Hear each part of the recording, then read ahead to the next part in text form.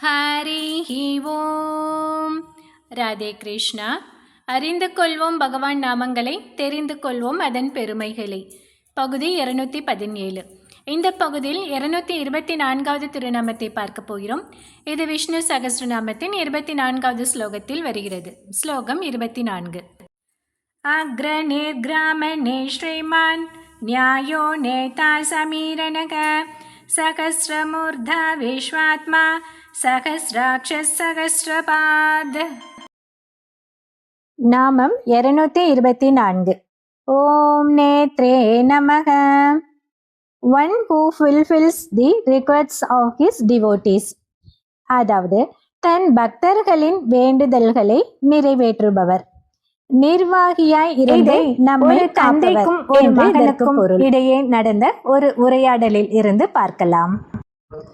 அருணி என்ற முனிவருக்கும் அவரது மனைவியான சுபர்ணைக்கும் மகனாக பிறந்தவர் ஆருணேயர் என்ற முனிவர். அந்த ஆருணேயர் ஒரு முறை தன் தந்தையான அருணியிடம் உலகில் மிகவும் உயர்ந்த விஷயம் எது என்று கேட்டார். அதற்கு அவர் தந்தை என்ன சொன்னார்? வாய்மையே உயர்ந்தது என்று சொன்னார். ஆனால் அதற்கு அவரது மகன், வாய்மையை கடைபிடிப்பது சிரமமாயிற்றே, அதைவிட உயர்ந்த விஷயம் இருந்தால் சொல்லுங்களேனப்பா என்று சொன்னார். அவர் தந்தையும் தவம் அதைவிட உயர்ந்தது என்று சொன்னார். தவம் புரிவதும் கடினம்தான், வேறு உயர்ந்த விஷயத்தை சொல்லுங்களேன் என்று சொன்னார் அவர் மகன்.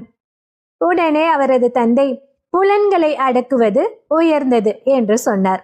அதுவும் கடினம்தானே என்றார் மகன்.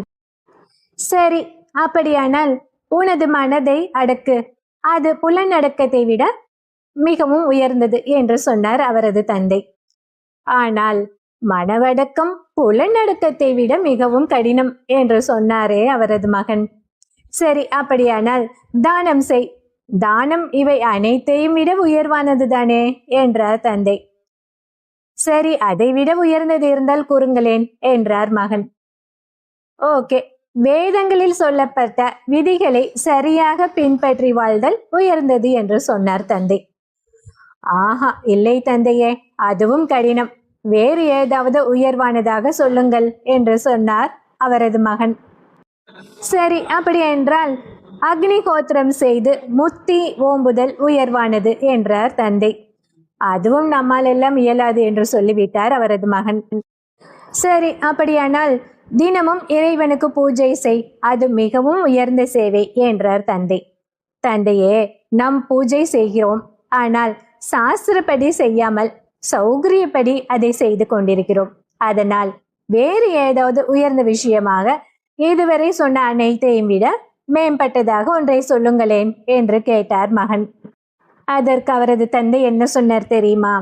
சரணாகதியே இவை அனைத்தையும் விட உயர்ந்தது. இதுவரை சொன்ன எதையும் நம்மால் செய்ய இயலாது என உணர்ந்து எல்லாம் வல்ல இறைவனே கதி என்று புரிந்து கொண்டு அவனது திருவடிகளை தஞ்சமாய் பற்றுவதுதான் மிக சிறந்த செயலாகும் என்று சொன்னார். இறைவனே கதி என்று அவரை சரணடைந்தால் நாம் செய்ய வேண்டியதையெல்லாம் இறைவனே செய்து நமக்கு பெரும் பேற்றை அருளிவிடுவான் என்று அவரது தந்தை கூறினார்.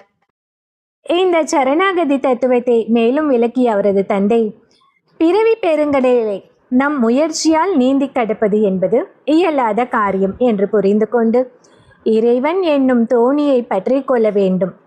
அவ்வாறு பற்றினால் இறைவன் நம்மை பிறவி பெருங்கடலில் இருந்து காத்து நம்மை அக்கறையில் சேர்த்து விடுவார். பிறவி பெருங்கடலை கடக்க உதவும் தோணியாக தான் இருப்பதை இறைவன் நமக்கு காட்டிய அவதாரம்தான் மத்ஸ்ய அவதாரமாகும் என்று சொன்னார்.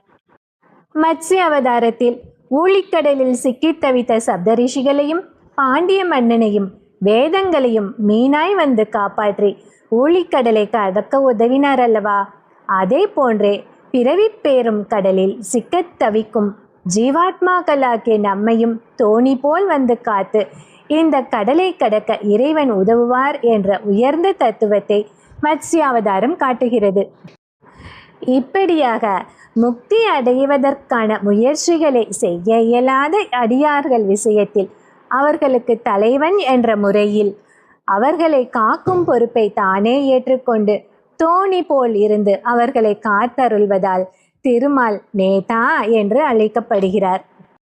இந்த 224வது திருநாமத்தை தினமும் சொல்லி வந்தால் நம்முடைய நல்வாழ்வுக்கான நிர்வாகத்தை திருமால் ஏற்று அவர்களுக்கு நல்லருள் புரிவார். அடுத்த நாமம் 225. ஓம் சமீரணாய நமக. இதை அடுத்த பகுதியில் பார்க்கலாம். ஹரி ஓம்.